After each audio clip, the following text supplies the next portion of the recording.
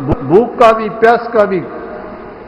जब एक हो जाओगे, ये लोग कहते हैं ना कि मैं प्रकाश देखता हूं, मैं प्रकाश में रहता हूं, मैंने मंजिलें तय कर ली, झूठे।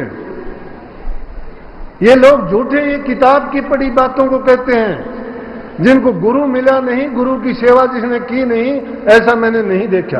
कोई भी प्रमाण मुझे लाके दे कि जिसने गुरु की रहनुमाई में रह के भक्ति की हो और वो किसी मंजिल पे भी पहुंचा हो। अरे ये कोई खाला जी का, मौसी का घर नहीं है कि मन में आई जो चीज मांगी और खड़ाक देसी मिल गई। अगर ऐसी बात होती है, संत त्याग पर जोर नहीं देते, ऐसे ऐसे व्रत नहीं लेते, वो ये दुख नहीं सहते।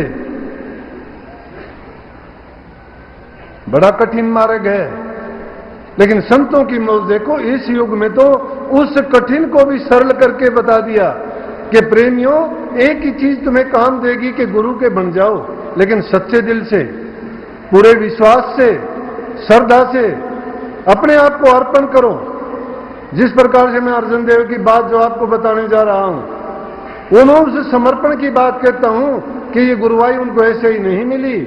और जो इस पद के लिए काबिल होता है, उसके लिए अनेकों लोग उठते हैं, तरह तरह की ऐसी बातें तैयार की जाती हैं कि ताकि उसको इस चीज से वंचित कर दिया जाए। क्योंकि जिनको दूसरी चीजों की लोलुपता होती है, वो नाम को, गुरु को, सत्संग को कुछ नहीं समझते हैं। बात बड़ी कठिन है, कहना भी बड़ा कठिन है, अपनाना तो बहुत ही कठिन है। तो जब पृथ्वीचंद को बुला के उन्होंने कहा, लेकिन पृथ्वीचंद जी ने पहले ही अंदाजा लगा लिया, और उसकी घरवाली भी ऐसे ही विचारों की थी। जिसके दिल में श्रद्धा, यकीन नहीं होती, उनको गुरु की प्रतीति और प्रीत भी नहीं होती, वो नहीं समझते कुछ भी।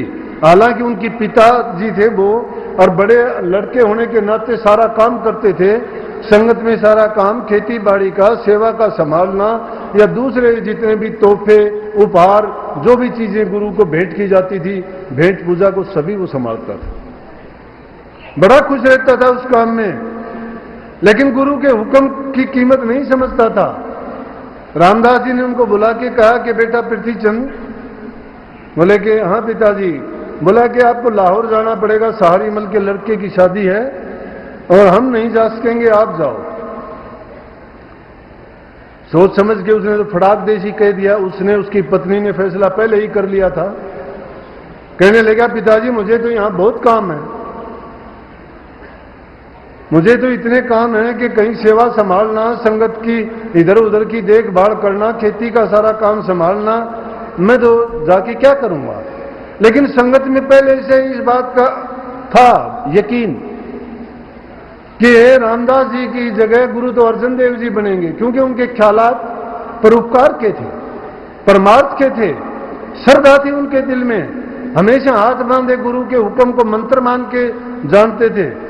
और कहने लगे पिताजी महादेव वैसा ही भोला डोला है। महादेव तो बाद के जीवन में अपना घर बार त्याग के बड़ा त्यागी था, घर छोड़ के ही चला गया था, नहीं रहा वो। अब कहने लगा, जब गुरुजी ने ये बात सुनी कि जिसको उन्होंने सब कुछ सौंप रखा और उससे ये जवाब सुना, अरे पिता की आज्ञा का, गुरु की आज्ञा की जिसने अवहेलना कर दी, जो पुत्र माता पिता की आज्ञा का पालन नहीं करता, जो शिष्य गुरु की आज्ञा का पालन नहीं करता, जो मरीज डॉक्टर और वैद्य के बताए नियम का पालन नहीं करता, जो कर्मचारी हुकूमत और सरकार के बताए हुए नियमों पर नहीं चलता, और जो कोई अपराधी न्यायालय द्वारा दिए हुए दंड को नहीं मानता, यूं समझो कि उसको तो उससे हजारों गुना दंड भोगना पड़ता है। और संत सदगुरुओं की बात को जो नहीं मानता है या दरकिनार करता है या उसमें संशय मात्र भी उठा लेता है, तो भी नरकगामी है, वो नरक का अधिकारी है। लेकिन ये कलाम जो मैं कहता हूं, ये उन प्रेमियों के प्रति है जो अपना कल्याण चाहते हैं। ये बात सबके प्रति नहीं हो सकती, लेकिन फिर भी श्रद्धावान आदमी इसको अपने दिल में जो रख लेंगे, उसके अगर कल्याण में इतना भी फर्क आ जाए तो मेरे से आके कह देना। दावा कोई नहीं करता, लेकिन मैं कहता हूं कि आप पीछे के इतिहास उठा के देखो कि जिन्होंने ऐसी मर्यादाओं का पालन किया, उनका जीवन खुद भी दूसरों को रोशन करने वाला बना। वो तो ये कह के रामदास जी बोले कि ठीक है बेटा, अर्जुन देव जी को ही भेज देंगे। और एक तो वो था जिसने गुरु की अवहेलना कर दी, बात को इनकार कर दिया। उधर उन्होंने अर्जुन देव जी को बुलाया, बुलाते ही हाथ जोड़ के खड़े हुए कि पिताजी क्या हुक्म है। कहने लगे बेटा आपको लाहौर जाना पड़ेगा। कीर्तिचंद ने इनकार कर दिया, बोले कि जो आपका हुक्म मेरे सिर मत थे, जैसा आप कहोगे मैं करूंगा। बोले कि वहां जाओ, शादी में सम्मिलित होना है और सुनो इसके बाद। बोले हाँ हुक्म करो।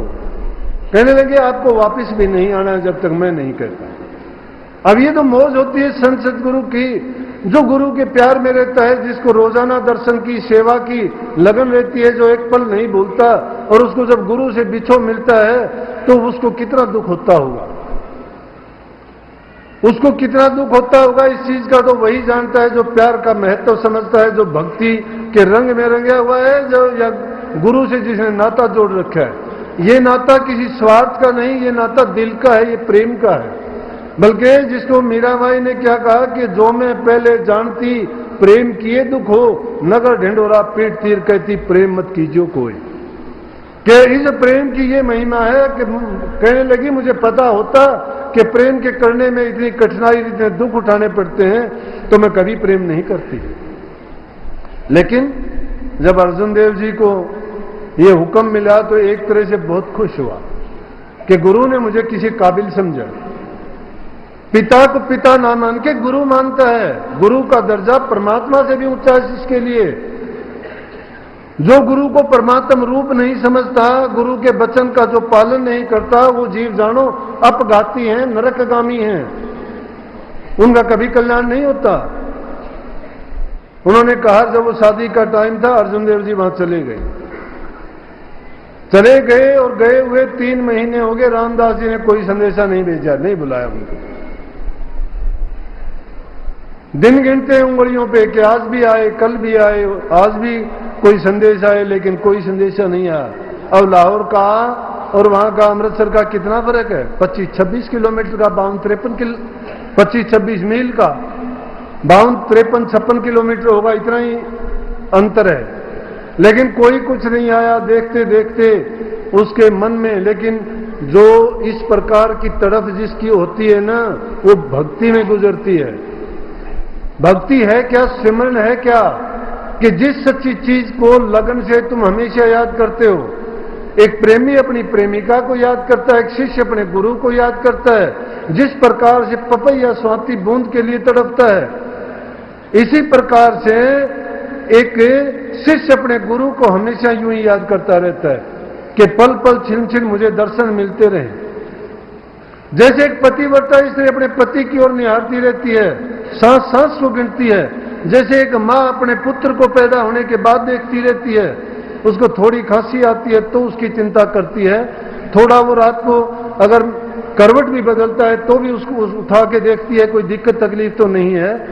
लेकिन जब वो समर्पण कर देता है तो गुरु भी शिष्य को इसी तरह से संभाल लेता है।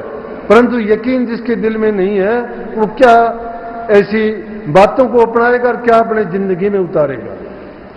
हम देखा देखी में कह तो देते हैं कि गुरु को कहते तूने उसका काम कर दिया, मेरा भी कर दे। अरे उसकी बात तू सोच भी ले तो उसका विश्वास कितना था, उसकी श्रद्धा कितनी थी, वो गुरु को याद कितना करता था, समर्पण कितना था उसमें। क्या तुझ में इतना समर्पण है? अगर तुझ में इतना समर्पण है तो तुझे भी ये कहने की जरूरत नहीं पड़ती, फिर तो गुरु को जरूरत पड़ती है उसको संभालने की। जब गुरु का हो गया तो चिंता गुरु को है, आपको नहीं है। लेकिन अर्जुन देव जी इंतजार करते करते जब नहीं रुकेगा, 3 महीने के बाद में एक पत्र लिखा। और पत्र में क्या लिखा? पत्र में लिखता है कि मन मेरा लोचे गुरु दर्शन ताई, मन मेरा लोचे गुरु दर्शन ताई। कि गुरु दर्शन के लिए मेरा मन तड़प रहा है। अपने पिता को पत्र लिखता है और किस तरह से तड़प रहा है, जिस प्रकार से स्वाति के लिए पपैया तड़पता है।